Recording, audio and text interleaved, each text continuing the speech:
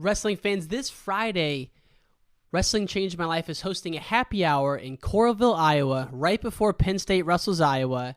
It's from 4 to 7 p.m. this Friday at the Vine in Coralville, Iowa. It's walking distance to Carver Hawkeye. Get free drinks, free food, and free merch this Friday at the happy hour. We're co-hosting with Stalemates, who's one of the great people in media right now in the wrestling world. This Friday, 4 to 7 p.m. at the Vine in Iowa City, we're co-hosting a happy hour with Stalemates. Be there or be square. Now let's get to the episode. So self-awareness could well be the greatest attribute that I took away from the lack of achievement that I really set out for myself to have in college. We can endure anything and adapt and pivot and change.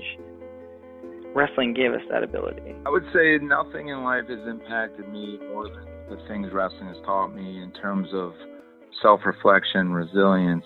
Toughness. Some guys have it, some guys don't. Adversity, 100%. How to pick myself up and be a man after I failed.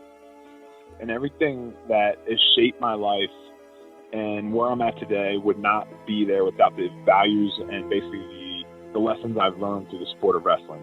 For me, wrestling saved my life because it allowed me to focus and channel my energy.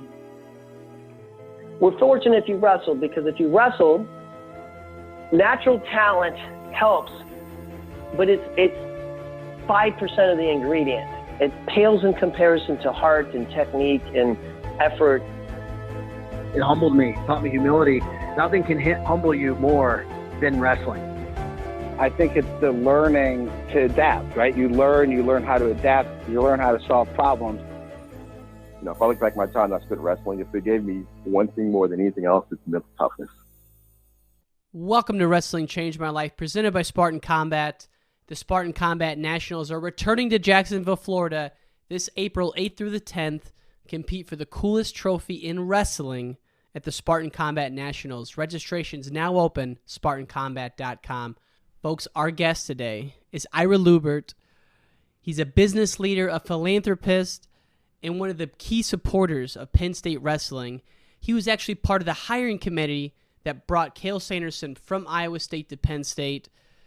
And as I said, just a real titan of industry. He spent 20, 30 years in private equity, and man, what a mind for business and success. So I really hope you enjoy this episode. Let's get right to it, as Ira's only done a handful of interviews that I know of. This is the first podcast that he's done, at least that I could find. So let's get right to it. Before we do, Fan of the Week goes to our friend Cameron. It's the Great Cambino on Instagram. Really appreciate the support. He's a good timing man from Scottsdale, Arizona. Thank you so much for the support. And that's it, folks. Let's get to the interview with Ira Lubert. Ira Lubert, welcome to the podcast, sir. Thank you. I wanted to start with a commencement speech you gave in 2002. And really the gist of this speech was fail early, fail often. And that's one of the greatest things you could wish for this class. I just wanted to know, how'd you come to that philosophy?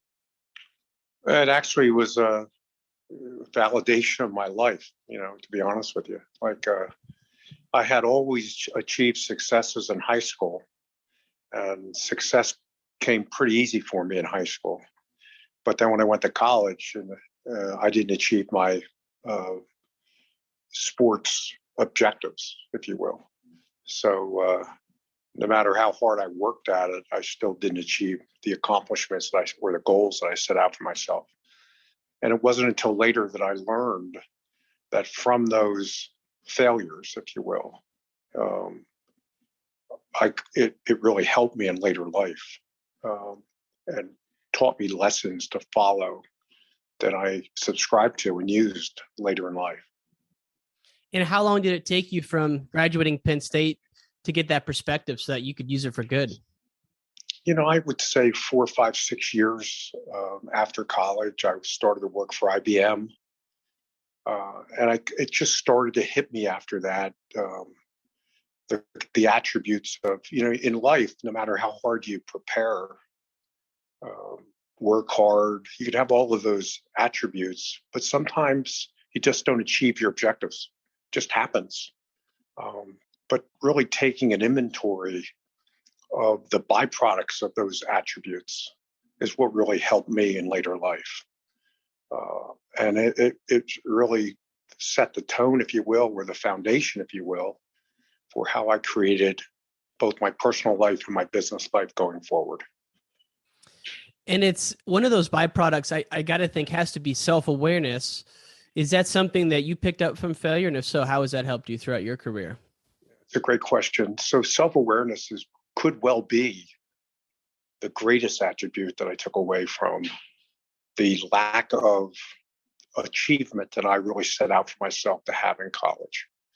And that self-awareness, I also equate to something taking a self-inventory of your basic strengths and weaknesses.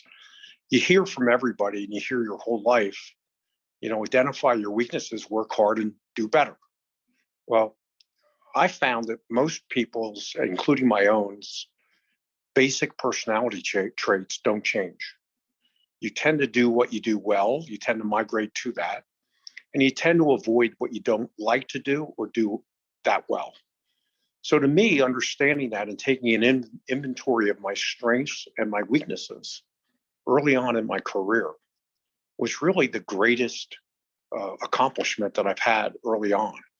And what it helped me to do was formulate a strategy that could differentiate myself to others in my business that played to my strengths and really supplemented my weaknesses.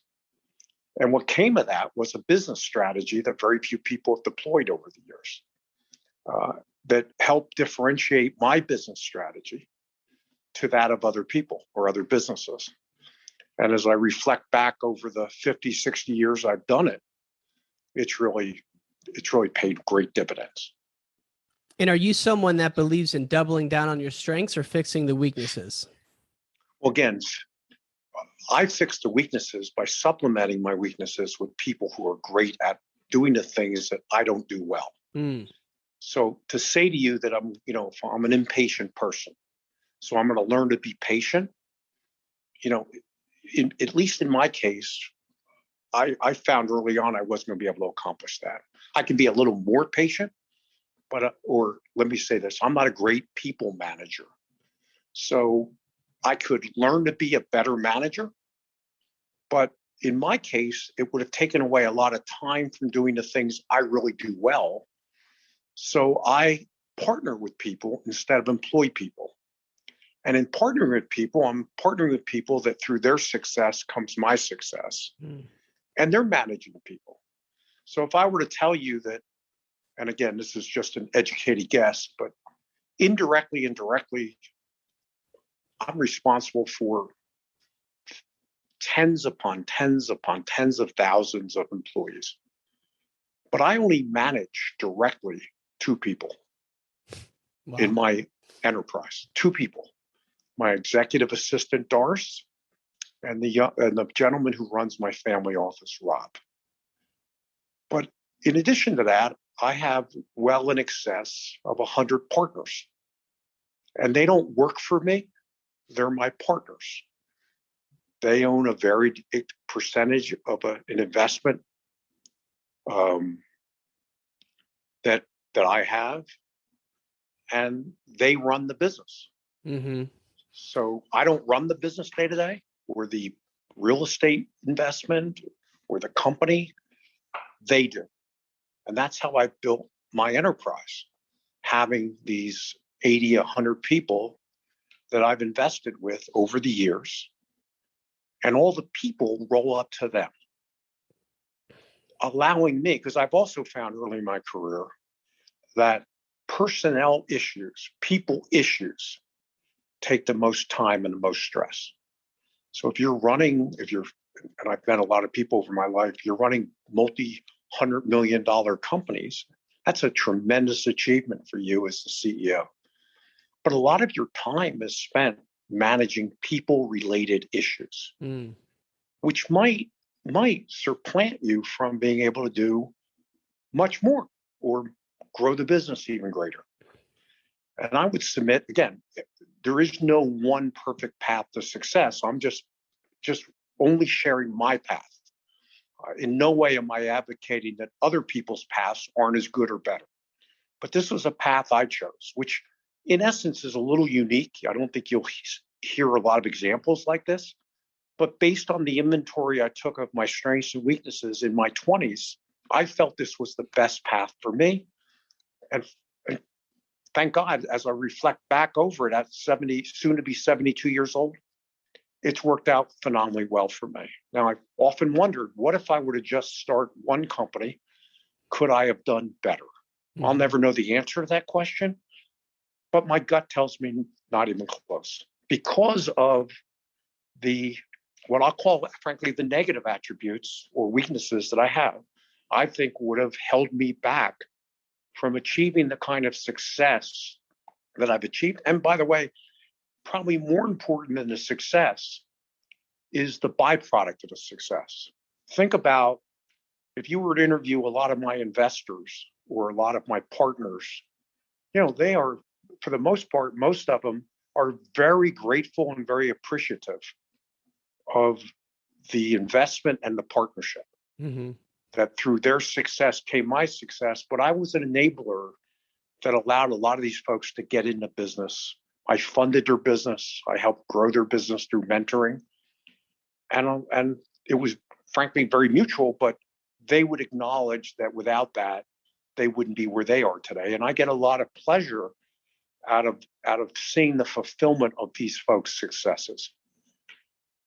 Yeah, that's such a just an interesting approach, like you've mentioned, and I really love it because it's not something you hear every day, and the core of it's self-awareness, and a lot of that early discovery, I have to imagine, happened on the IBM sales floor. I'm a sales guy myself. One of my mentors, or he's not really a mentor, but I look up to him as one, Jim Steele. He started at IBM during that same time selling IBM mainframes on Wall Street. Tell us about the early days at IBM in the selling mainframes. Yeah, so I wasn't selling mainframes, but I probably went through a very similar process as your friend and mentor, Jim. I was in the first class of what was going to be the mid-size computers called the System 3 and the System 32 in 1973. And Endicott, New York was a training class. And I remember like it was yesterday, I'm sure you said it to your friend as well, the instructor said, look to your left, look to your right. One of those folks won't be here at the end of the formal one-year training process, which was a process that had you go for 4 weeks in, and then 4 weeks at the office, then back for 6 weeks, then back at the office. And, I'm literally sitting next to, on one side of me, I'll never forget, was someone graduated from Princeton and one graduated from Harvard. And it was a pretty good class. And, I finished number one in that class. Went on to be the number one salesman in the region as what they call the Rookie of the Year. And I observed why a lot of those folks didn't do as well. Not a lot, but some of those folks didn't do as well. Academically, they were light years ahead of me, smarter than me, better prepared than me. But what they lacked was the mental preparation, working through adversity that you got from wrestling. Mm-hmm. I mean, at least I got in a large way from wrestling. The basic preparedness, the pressure, the mental toughness, all the things you had to do, thinking fast on your feet. I saw that some of these folks didn't have that. They could look up the answer, find the answer. But it was that kind of preparedness under pressure that I think thankfully allowed me to participate and achieve a little bit better than they did. And as I reflected back on that I got a lot of that from wrestling. And quite frankly, as I said at the beginning of this, not achieving my athletic goals and how I responded to that. Mm-hmm. And it was just very key to me in forming my career in business. And when you say preparedness under pressure, what does that mean to you?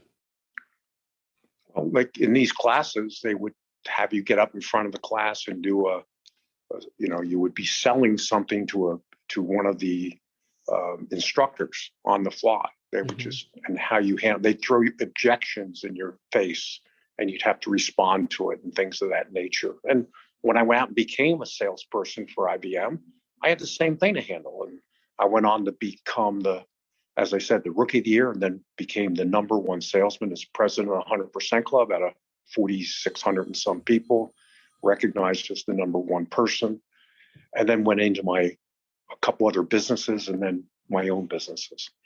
And I just believed that it was a lot of the wrestling attributes that prepared me for this that allowed me to keep moving. Goal setting and discipline and all the other things that a lot of people have also was part of it as well. And, quite honestly, the timing was good as well. I tell my kids that when I started in the early 70s, I call it the wind was at my back. There was a lot of growth in the economy, which also was very helpful. The kids today don't have it quite as good as we had it back then. Right. So that's what it did for me. Yeah, and anyone who listens to this show knows I'm in software sales, and like you, got into a class and kind of worked my way up from there, and I just love the application of wrestling for sales. What did you pick up from those early years at IBM that you still use today, or you've used throughout the years when raising funds or doing deals? Well, I'll give you. I might be a little long-winded, but I'm a key believer in two attributes. One is differentiation, and two is barrier to entry. So I try that when I make an investment. Today, my life is made up of investing. I invest in real estate, debt funds, private equity, distressed companies. That's what my holding company does. And when I do the analysis or the due diligence to determine whether I want to make that investment, other than making sure that the partner is aligned with me, and I can go into that later, what that means, I want to make sure the company has either differentiated in some way to the competition, or it has something like a barrier to entry. A patent on a product could be a barrier to entry that could stop someone else. A differentiation could be how it's sold versus how something else is sold, a technique, if you will. And I look for recurring revenue. For me is differentiation. As you in software sales know, the attributes of a very high gross margin product, that of a piece of software. So I look for the differentiation in that kind of an aspect when I go to make an investment today. And you mentioned you'd come back to the being aligned with your partners, but is that one of the partners that is on your side of the deal table, or a partner in the sense of one of the companies you're going to invest in? Clearly, it's only in the sense of the people I'm investing in. So if I'm investing in your software company, I want to make sure you are aligned with me. Now, you would have to, if I were looking at your software company, if you owned it to invest, the first thing I would analyze would be you as a partner. And I'd want to make sure I use the term best of breed partner. You'd have to have many quality attributes, but you have to have these four, minimum these four. I call it Jacks or better, or I violated this a couple of times in my life, but vastly speaking, I don't violate this. So if you are honest and ethical, and they're not the same thing, by the way, you're committed and capable. Those four attributes, I call that the Jacks or better. You're going to have other attributes, but if you don't have any of those four, one of those four missing, generally speaking, I pass on the investment. Then once we get past those attributes, because the most important thing is I want to invest with you. And again, being a contrarian like I am, I want to make sure my differentiation is I might follow in a private equity firm that says to you, I love your company. I want to invest $100, but I need to own a minimum of 51% of your company. That's what most private equity, I own private equity funds. That's what a lot of my private equity funds would say as well. But through my family office, as a contrarian, I would follow those folks in. And this is how I would differentiate myself from them. I would say to you, I just saw the kid from the ABC private equity fund leave. I happen to know who he is. He's a tremendously skilled working MBA. But, you're 52 years old. You've run this business for 27 years. Why would you ever want a 27-year-old MBA to come in and tell you how to grow your business? I want to come in and be able to do that because he's going to own 51% or more of your company, and he's going to control your board. I'd like to come in and own a meaningful but minority piece of your company. I define that as 20 to 40%. I still will be on your board. I'm going to help you grow it. But you're going to make the major decisions. There's only a couple you can't make without my permission. You can't give yourself a raise, hire your wife or daughter without my permission. Anything else you want to do, you're the guy running the business day to day. But let me say this to you. I can't pay you the same value that the gentleman who just left offered you, because he's going to control your business. So he's paying what I call majority premium. But if you'll allow me to invest at something between wholesale and that retail price, I'll take you by the arm. I'm going to own a meaningful piece. And by the way, if that piece is 40% and you own 60, and together we grow the business X times, when we sell together, when you decide you really want to sell and we sell, the fact that you own that extra percentage, you're going to end up doing better. That had you sold 49% or 60% to him 5 years earlier. Now, you hear that presentation, that is clearly a contrarian presentation, and it clearly creates differentiation, because you might interview 10 private equity firms, but the only pitch you're getting like that is from me. The 9 other people aren't saying that to you. That's how I grow my business. That is the differentiation in the approach. It doesn't resonate for everybody. Doesn't work all the time, but it's worked enough times that it's been great for me.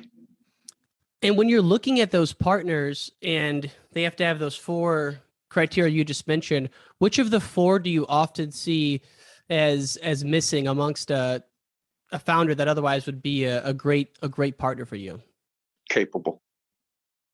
How so?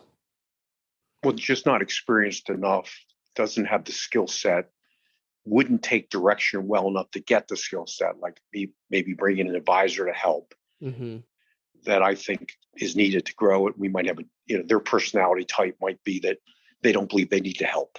Again, honest and ethical is due diligence. It's binary. Either you are or you aren't. You should be able to determine that through your due diligence. Committed only means if you're worth $10, will you put $1 in your own company, right? If you're worth $1 million, are you prepared to put 100,000 in?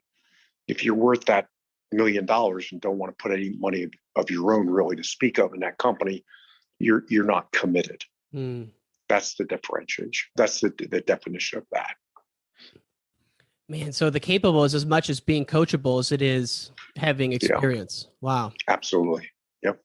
And before we go to some of the folks you rubbed elbows with in the wrestling world, such as Bill Cole and Andy Mater, I have to ask you this.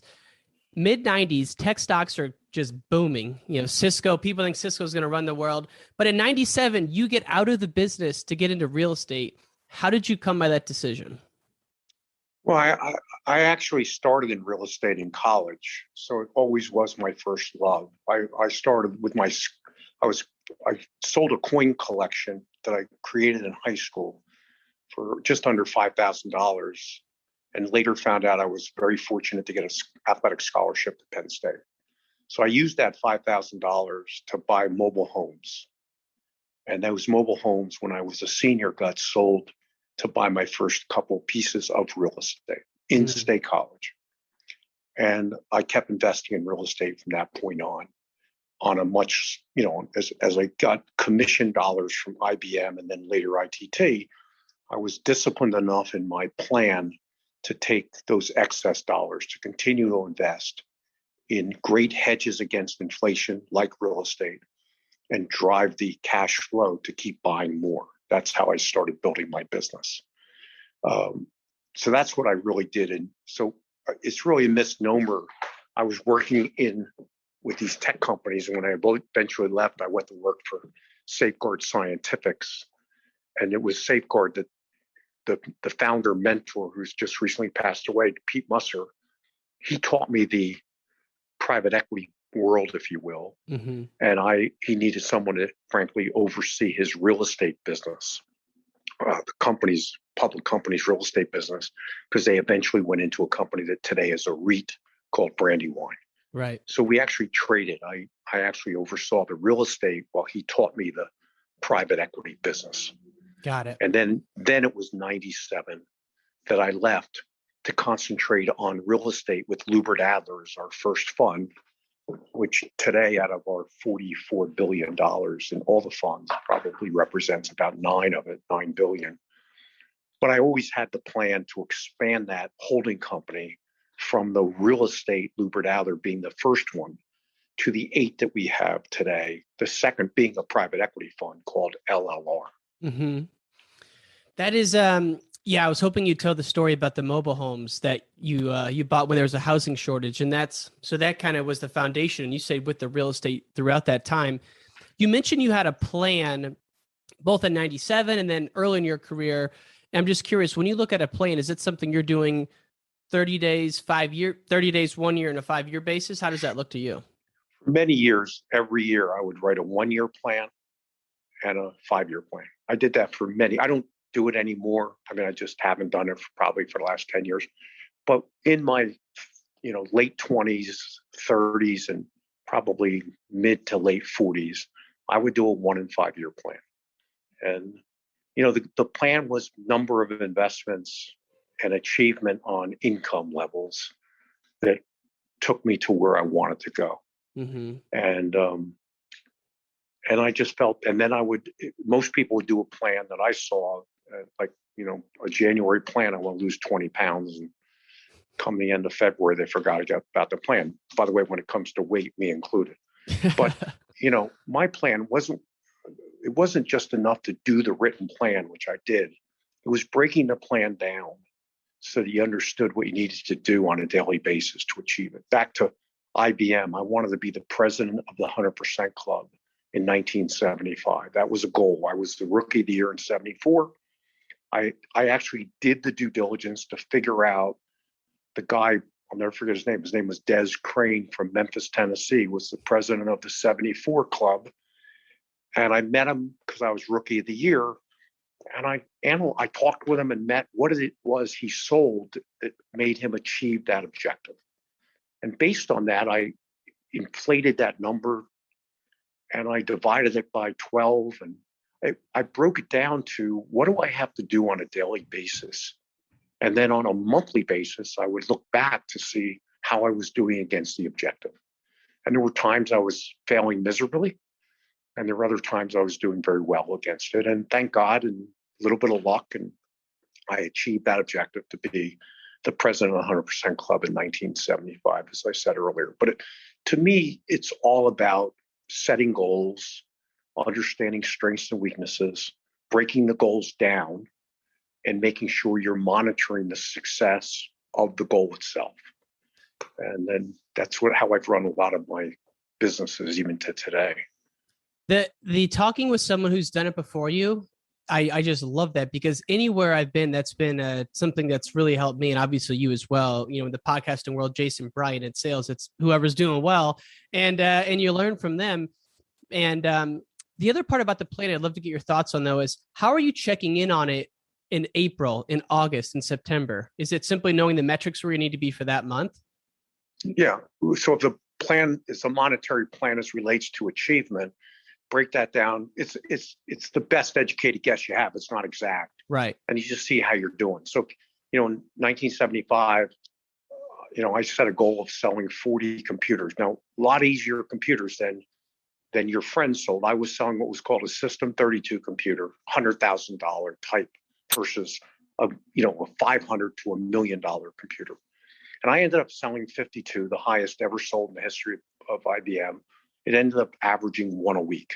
Mm. And I broke that goal down, and I kind of in the fall of the year, I was ahead of the goal.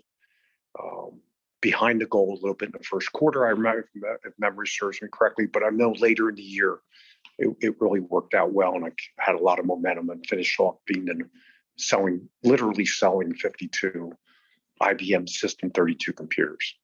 And it was just the reflection of what you needed to do how many calls a day, phone calls, how many appointments do you need to make?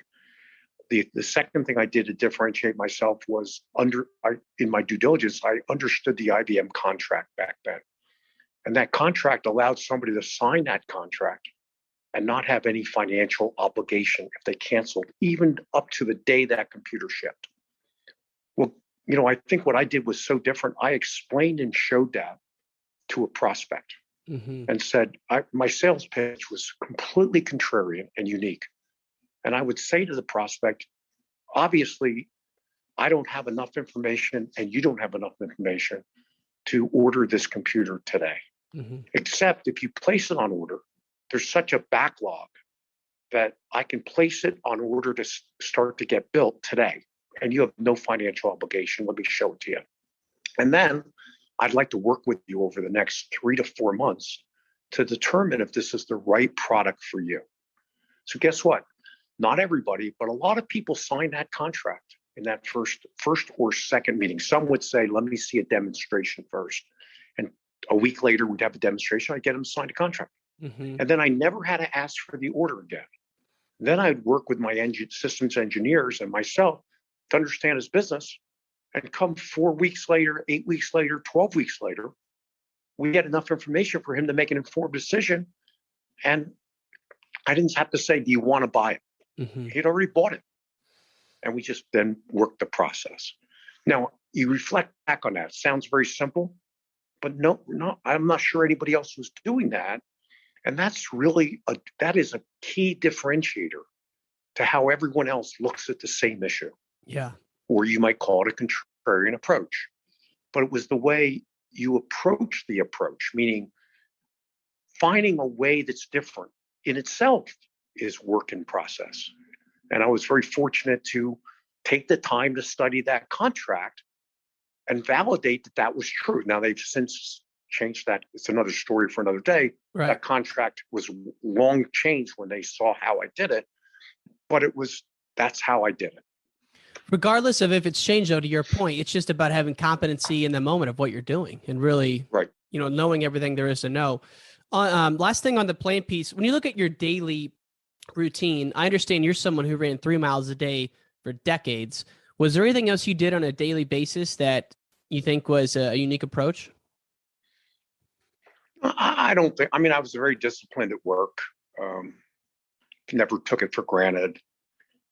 Always wanted to make sure that I took tremendous responsibility in 2 things. One, and still to this day, one, when I raise money from investors, I have a tremendous fiduciary obligation to make sure that I treat their capital with tremendous respect, to the point where I would always put their money ahead of mine. That was so important to me. And second, I truly treat partners as partners. And my job is to help a partner realize their objectives and goals. And so if you ask people, they'll say to you that it's rare that if someone calls me or emails me, they don't hear back from me in that day, even today. And that in itself is a differentiator that I try to live by. So those are a couple things that I built my business around, and it stayed with me and will till I die. When you look at the differentiation, that is something that's so key to you.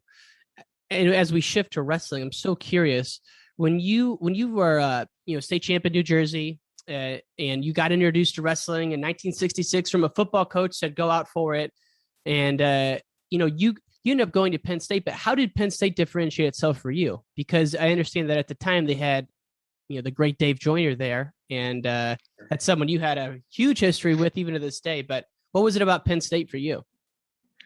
Well, it ended up being relationship oriented, to be honest. I was offered scholarships at other schools, but Rich Lorenzo, who ended up becoming the head coach, but he's 4 years older than I am. He grew up in the town I grew up in. He used to come in. I started wrestling, as you probably know, as a sophomore in high school, and he'd come in over Christmas and work out. And that's where I met him. He was very helpful to me, teaching me wrestling. And then my junior year, he actually got me. He knew I needed to get stronger and do a lot of things that I didn't recognize. And he actually gave me a job on his farm.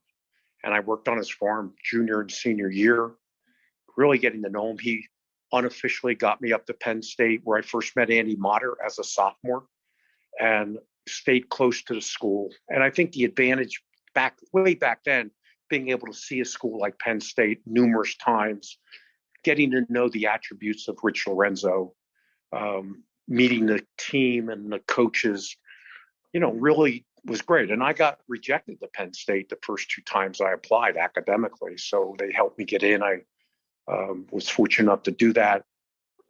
And that to me isn't really a differentiator. It was more of a relationship that got me there. And and let's be candid, David Joyner beat me out, had tremendous success in both football and wrestling.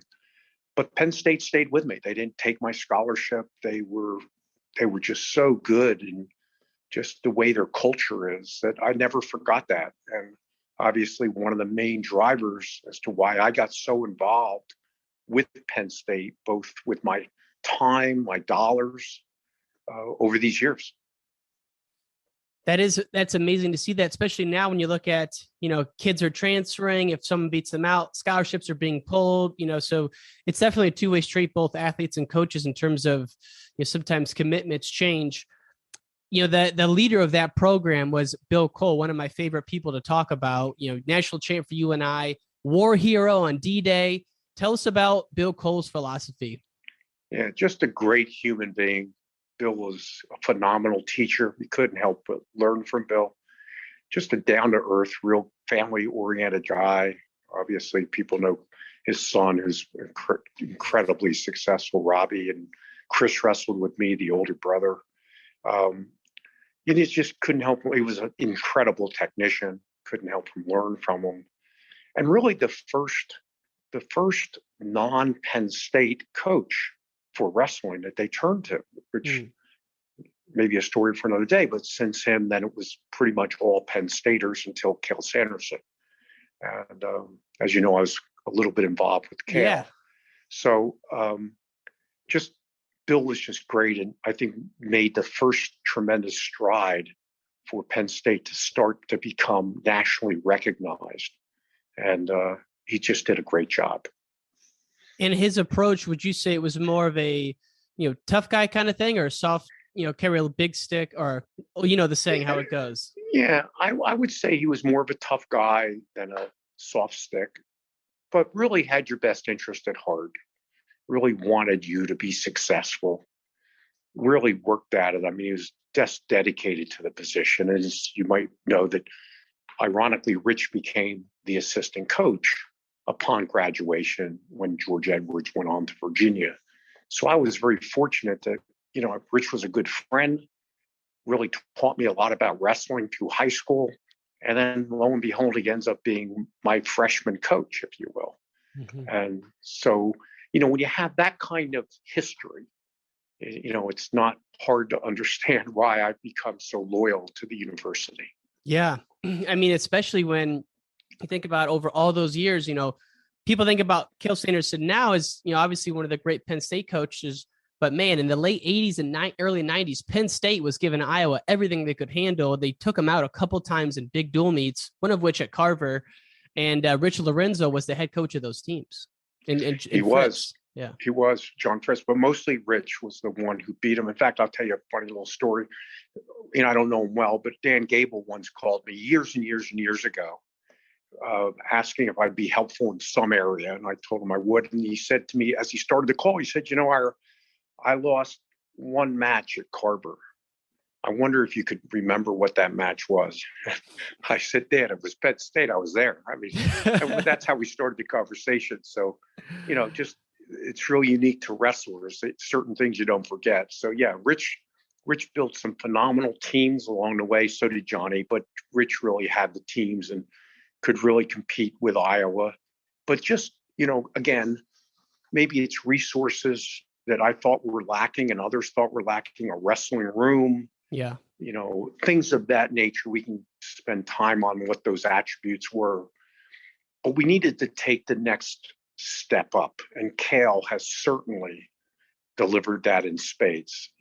So I mean, unbelievable. I just want to go back to Rich real quick. That first win in '86 at Rec Hall, they weren't even in the Big Ten yet. So this is I don't know if it was the EIWA or whatever it was. This is some, East Coast small school team who's coming here and knocking off the Hawks. That I just, bit of a Gable historian, and I love those those dual meets. That was '86, and the other one was at Harvard in the '90s. But yeah, I mean, we got it. But Rich's first year, he had a losing season. His very first year as head coach. Till he got his guys, his way, his techniques, then you're amplifying the results he had 3-4 years into the process. Right. Wow. And he laid the groundwork, and obviously the wrestling room is the Rich Lorenzo facility, and obviously you were instrumental in that. And then we come to 2009. I get chills even talking about it. Cael Sanderson's 29, and he's in his first 3 years coaching. He's put 10 at the NCAAs all 3 years. And no one in the world thought he would leave Iowa State. I hear that obviously he applied. You make a trip out there. What's your first impression of meeting with Cael when he's 29 years old, head coach at Iowa State? Truly amazed at the level of maturity past his years. I was so impressed with that interview. I'll never forget it as long as I live. And by the way, I was very fortunate that the then athletic director and president asked me to be on that committee. Very appreciative of that. And we had a committee of, I think, 5 people. And we set up a time to go meet Cael at a hotel in a little town next to Ames, Iowa. And there were some on the committee that thought that Cael's truly wasn't that interested, that he wanted to maybe get a better opportunity for himself at Iowa State. I was very vocal that I didn't believe that was the case. And it was through I used a lot of the same techniques in questioning with Cael that day that I do with investing. And, I asked him point blank in that meeting why he'd want to come to Penn State. And he in essence told us, he said, I want to come to a place that has great academic history, which Penn State does. Geographically, Penn State's in the middle of the hottest high school wrestling in New York, New Jersey, Pennsylvania, Delaware, Maryland. He said that you need facilities, and I'm hopeful that alumni like you will help that happen over time. And then he said, what's also you need is leadership, which I believe I can bring. And he said, those 4 attributes, I really believe over time I can build a powerhouse here. And that really resonated with me. I mean, he was very sincere, great eye contact, no selling, just really, he was just so ahead of his time from a maturity perspective that on the way home on the plane, I said to the guys, this is our guy and we need to bring him home. And thank God we did. Yeah. And then, just year 2, an NCAA title, and the rest is history. We're living in the Cael Sanderson era, and we will for decades more. Who knows how much longer? But just going back to that meeting, you think at 29 years old, someone have that kind of maturity and to be able to say it so sincerely in front of folks, of your business acumen is incredible. So when you look at those 4 categories you mentioned earlier, I think college wrestling, college coaching, probably the one that gets people in the most trouble is the ethics, right? Around recruiting. And that was one where he was just off the charts in your opinion. Yeah. Wow. Yeah. He was talk about it. Honest, ethical, committed, and capable. He had all those attributes in spades, all of them. And look what's happened. By the way, I was blown away, so happy when he won it his second year. No one, I shouldn't speak for other people. I never thought he was going to win it in the second year. Right. But just if you look at the caliber of the recruits he gets over the years and the kind of people they are, I mean, they're great athletes. There's a lot of great athletes out there, but he really helps them become great young men. Yeah. And that's really a tribute to him and his staff. It really is. One of my favorite things about Cael is that his coaches could all be head coaches. His brother obviously was a head coach at Utah Valley, I believe it was. Cunningham, I mean, geez, could be a head coach anywhere. And the list goes on. And so he just surrounds himself with those kind of people. Yeah. And they want to stay there. I mean, who knows how long, but I mean, guys like Casey, to your point, they could be head coaches in a lot of places. Yeah. But this is a great environment for them. They do a great service for the university, for the community, for the young men that they recruit. I mean, it's just, and I think they get a lot of fulfillment and satisfaction out of it as well, where frankly, they wouldn't be there because they could be anywhere. So, I feel extremely proud that in such a little way, I had something to do with this, taking place. It's, something I'll enjoy for the rest of my life. I mean, definitely one of the most important moments in wrestling history. If you look back on it, kind of like when, Gable was supposed to coach at Iowa State and, John Marks recruited him away to Iowa, and, then the rest is history, right? So very similar story. And it's just incredible to have the honor to have you on the show and speak to us.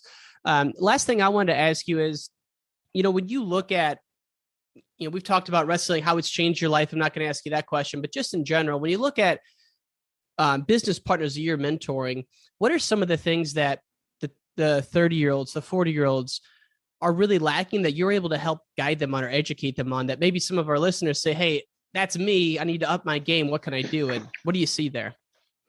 Well, that's a great question. I think there's different answers. I mean, based on the partner, sure, based on how old they are, but 30 and 40-year-olds. First of all, I try to emphasize to every one of my partners that that life as well as your business is a marathon, not a sprint. So you got to take the longer view. I tell them that you build your reputation on what you do every day in your life, and you can ruin it on one bad decision. And you'll be tempted as the CEO of your company to make a bad decision based on the pressures you might have because things aren't going quite as well as you'd like them to go. So you have to think through that. So I try to articulate that so that when those moments happen, that they'll stop, pause, and think it through.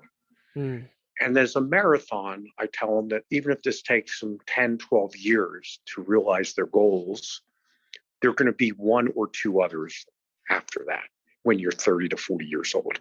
And think in those terms. And that's kind of how I try to mentor. I mean, the actual, what you would call the blocking and tackling, making sure they understand how to read a balance sheet and understanding leverage and all the things that you need to understand in recruiting key people underneath you in the business and how to delegate authority. All of these coaching attributes are things that obviously over time I've had a lot of opportunity to get right and get wrong. So I try to learn from the get wrongs to then transfer to them and help them grow their businesses. That's kind of how I try to spend my time with these young folks, men and women.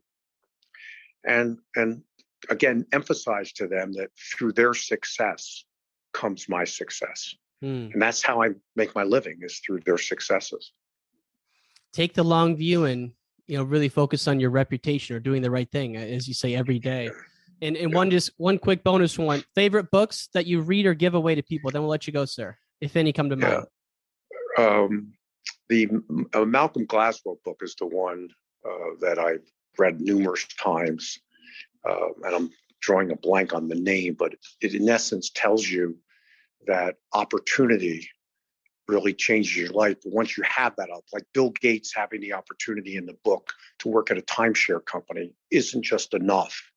It's the fact that he had to spend 10,000 hours, perfecting the software development that later enabled him to think about and develop Microsoft. Or the example in the book is hockey players in Canada. If you're born before September, you get to join the hockey club, which in essence you have an 11-month advantage over other people born after September. And the fact that a lot of those folks end up being pro hockey players. Right. So those would be the, I don't know why I apologize. Outliers. That's Outliers. Yeah. My favorite business book of all time. And I try to read it about every 7-8 years. I pull it off my library shelf. It's a very easy read. And it really has been a very good, if you will, cookbook for me to stay humble and make sure I'm not passing over things that are important. I love it. Well, Mr. Lubert, thank you so much for your time. As you can probably hear in the background, I'm babysitting my 2-year-old nephew today. He's in town from Dubai. So I apologize if there's any background noise. Not We'll a problem. be sure to edit it out. Thank you again, sir. It's been an honor. Thanks. Have a great day. Thank you. Take care. Thanks for listening to this episode of Wrestling Changed My Life. To see video clips from this interview, please go to Instagram at Wrestling Changed My Life. This episode was proudly presented by Spartan Combat. The Spartan Combat Nationals are returning to Jacksonville, Florida, April 8th through the 10th, 2022. Register now at SpartanCombat.com.